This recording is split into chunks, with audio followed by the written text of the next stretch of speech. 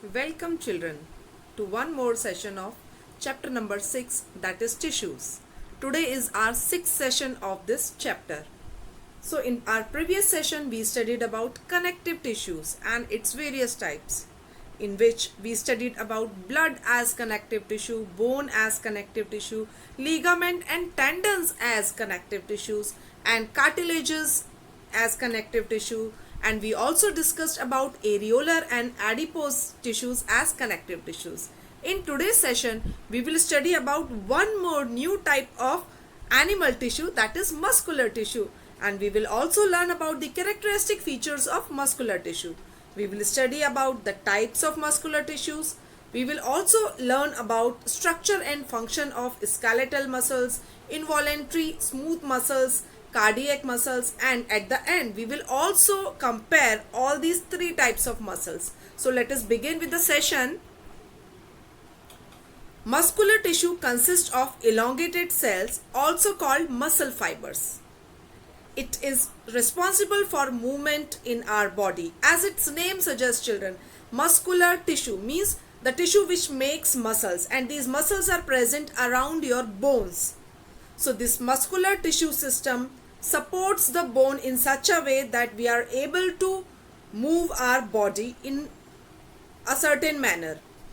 A group of cells is specialized to produce motion in response to muscle action potentials by its qualities of contractility, extensibility, elasticity, and excitability. And the most important function of muscular tissue is to provide movement to the body. In this slide you can see that the muscles are shown as an organ. An organ which is composed of three types of muscle tissues, which are skeletal, cardiac, and smooth. And this is specialized for contraction to produce voluntary and involuntary movement in the body. Now there are some interesting facts about muscles. Muscle is a contractile tissue which brings about movement. Children, contractile tissue means something which can contract and relax, and thus by this property of contraction and relaxation it is resulting in movement of the body part. Muscles can be regarded as motors of the body because it helps us to move the body parts and also to move the entire body. Study of muscle is called general myology. Now let us look at the composition of these muscles, which makes it enable to result in movement of the body. So muscles contain a very special type of protein which is called as contractile protein, which contract and relax to cause movement in the body. And especially there are special type of proteins which are present in these muscles. These are contractile protein, but here I have mentioned the name of these proteins. Here you can see the actin molecule is there and myosin molecules are there. Here in this slide you can see that there are some special type of structures which are present here. These molecules, actin and myosin molecules, these are actually contractile proteins which help in contraction and relaxation of muscles. So with the help of both type of diagrams we can understand that there are special type of muscle proteins which are present in them, and because of presence of these contractile proteins, actin and myosin, muscles are able to contract and relax, and thus it result in the movement of body. Now there is a flow chart in this slide here. This flow chart shows that the muscular tissues are of different types. These muscular tissues can be divided into two groups on the basis of striations present on them. These striations are nothing, just a pattern of light and dark bands present on the muscles.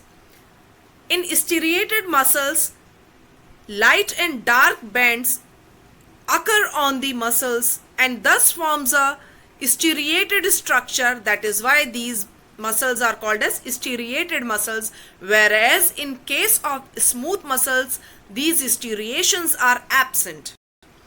These striated muscles can again be divided into two parts, that is skeletal muscles and cardiac muscles.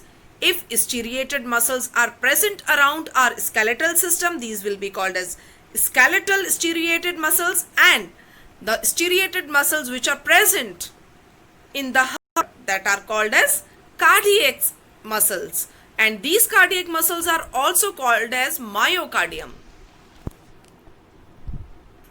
Now we will quickly study about the different types of muscle tissues.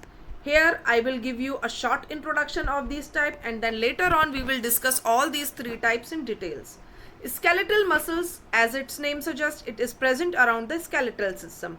These are striated, elongated cells and multinucleated cells are present in them, and these are voluntary muscles. And the next one is cardiac muscle, which is present in heart. These are also striated muscles.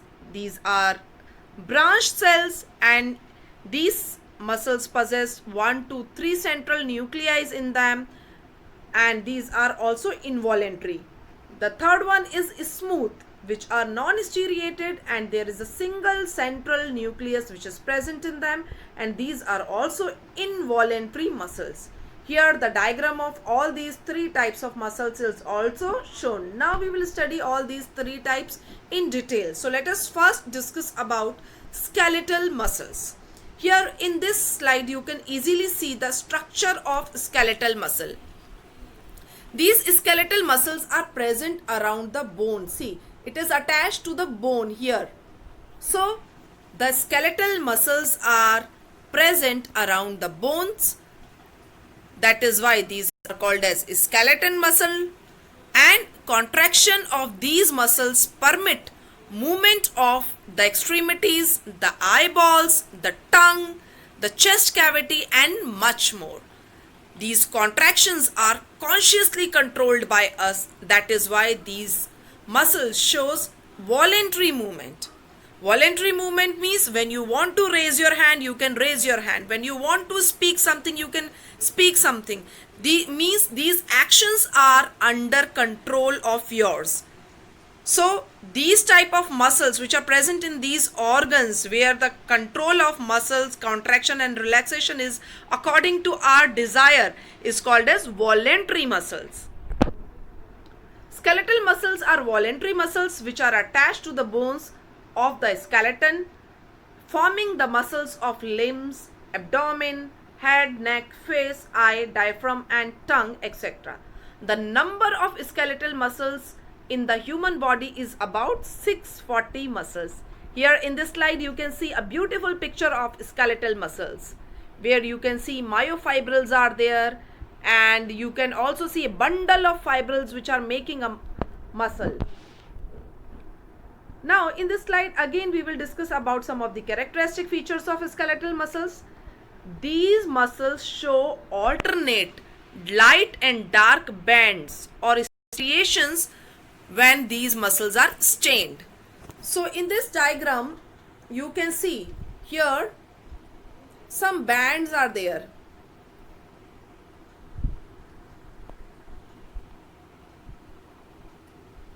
Can you see these black color bands? These are light and dark bands which are present on these skeletal muscles. Here also in this diagram you can see that these light and dark bands are present here. So these bands are present on these skeletal muscles. That is why these are called as striated muscles. The cells of these tissue are long, cylindrical, unbranched and multinucleated. Multinucleated means in them so many nuclei can be present. The movement of the foot in alimentary canal or the contraction and relaxation of blood vessels are involuntary movements. Children, can you control the movement of your alimentary canal? Or can you control the movement of your blood vessels? No, we cannot control that movement. So such type of movement is called as involuntary movement, which is not in our control. Smooth muscles or involuntary muscles control the movement of such type of organs like alimentary canal, blood vessels, etc. They are found in the iris of the eye, in ureters, and in the bronchi of lungs. In this slide, you can easily see the various locations where these muscles or smooth muscles or involuntary muscles are present. Here you can see eye is there, blood vessel is there, respiratory tract is there, alimentary canal is there, and ureters are there, and urinary bladders are there. In all these organs, involuntary muscles or smooth muscles are present. That is why we are not able to contract or relax these muscles according to our desire, because these are involuntary muscles. Now smooth muscles makes up many of our body internal organs such as walls of stomach, intestine, walls of blood vessel, iris of eye, veins, bladder, and small arteries, gastrointestinal tract, respiratory tract, etc. So here in this slide you can see that these muscles are present in small intestine also. The cells of these muscles are long with pointed ends, and this makes the shape of these muscles a special kind, that is spindle shape. And these cells have a single nucleus in them. That is why these are also called as uninucleated cells. They are also called as unstriated muscles because there is no band formation on them. The muscles of the heart are of very special type, and these muscles show a rhythmic contraction and relaxation throughout the life. These involuntary muscles are called as cardiac muscles. Cardiac muscle tissue, or heart muscle as it is sometimes called, is found in only one place in the body, that is the walls of the heart.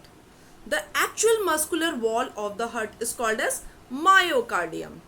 Cardiac muscle has a very unique structure and could be described as intermediate or in between skeletal and smooth muscle tissue. These muscles are striated and these have so many mitochondria present in them. Here in this diagram you can see the striations which are present on them, and you can also understand that the structure of these muscles is cylindrical, and these are also branched structure, and these are uninucleated cells. Now we will study about the comparative analysis of voluntary muscle fiber, involuntary or smooth muscle fibers, and cardiac muscle fibers. So here in this slide you can see the structure of striated or striped or skeletal voluntary muscle fibers, which are shown here around the muscles. So here you can see that it is present here around the bones of the limbs. Similarly, in the next one, which is unstriped or non-striated involuntary muscle fibers, which are shown to be present in stomach here or in alimentary canal, are tapering in shape. These are smooth muscle fibers which have single nucleus present in them, and there are no striations which are present on them. And these are elongated cells with pointed ends. Whereas the third one is cardiac muscle fibers, where you can see these are present in heart and there are striations which are present in them, and nucleus is also present in them, and these are branched structure. Now let us study about the characteristics of these three types of muscles. The first one, skeletal muscles, is also called as striped or striated muscles, as they have light and dark bands or striations present in them, and these are also called voluntary muscles as they move as per our desire. These are also called as skeletal muscles because these are attached to the bones and these result in movement of the body or some body parts. Whereas in case of the second type, that is here smooth muscles, These are called unstriped or non-striated muscles, as these do not show light or dark bands on them, and these are also called involuntary as they do not move as per our desire. And the third type is cardiac muscle, which has a structure in between striated and non-striated muscle fibers and are involuntary muscles. These muscles show rhythmic contraction and relaxation throughout the life and also help in pumping the blood in body. Now let us focus on the structure of all these three types of muscles. So the first one, skeletal muscle, has a long cylindrical shape, unbranched cells and multinucleated cells are present. That means in them so many nuclei are present. Fibers are arranged in the forms of bundle and they have light and dark bands present on them. That is why they form the striations and are called as striated muscles. Whereas in case of striped smooth muscles, the spindle shaped cells are present which are nucleated and the fibers are arranged in the form of sheets, and dark and light bands are absent on them, or we can say striations are absent on them. In third type of cardiac muscles, short cylinder shaped cells are present which are branched structure, and these are uninucleated cells and the fibers are arranged in a form of a network. Faint dark and light bands are present on them. Now let us discuss about the location of all these three types of muscles. The skeletal muscle is present in limbs, arms, legs, tongue, body, face, neck, etc. Whereas the smooth muscles are present in iris, ureters, bronchi of lungs, alimentary canal, wall, blood vessels, etc. And the third one, cardiac muscle, is present in heart and especially on the walls of heart. Now let us discuss about the functioning of all these three types of muscles. The skeletal muscles contract quickly but can't remain contracted for a long period of time. So they get fatigued or tired very quickly. Whereas in case of smooth muscle, contract slowly but can remain contracted for long time, so they don't get fatigued or tired very easily. The third type of muscle, which is cardiac muscle, contract quickly and rhythmically and therefore do not get fatigued or tired. So here it is a comparative analysis of all these three types of muscles which we have studied today. Now let us conclude what we have done in today's session. We studied about muscle tissues. We studied about the specialized function of muscle tissues, that is contraction and relaxation, which result in movement of body part. And there are three types of muscle tissues: skeletal muscles, cardiac muscles and smooth muscles. We studied that skeletal muscles are present in large body muscles and these muscles are responsible for movement of body parts. Cardiac muscles are present in heart and smooth muscles are present on the walls of hollow contracting organs, blood vessels, urinary bladder, respiratory organs, digestive system, reproductive tract, etc. Now there are some questions for you. The first question is, what are the different types of muscular tissues? The second question is, why are skeletal muscles also known as voluntary muscles? And the third question is, what are the characteristics of cardiac muscles? Children, you have to write down the answer of all these three types of questions in your notes. Thank you.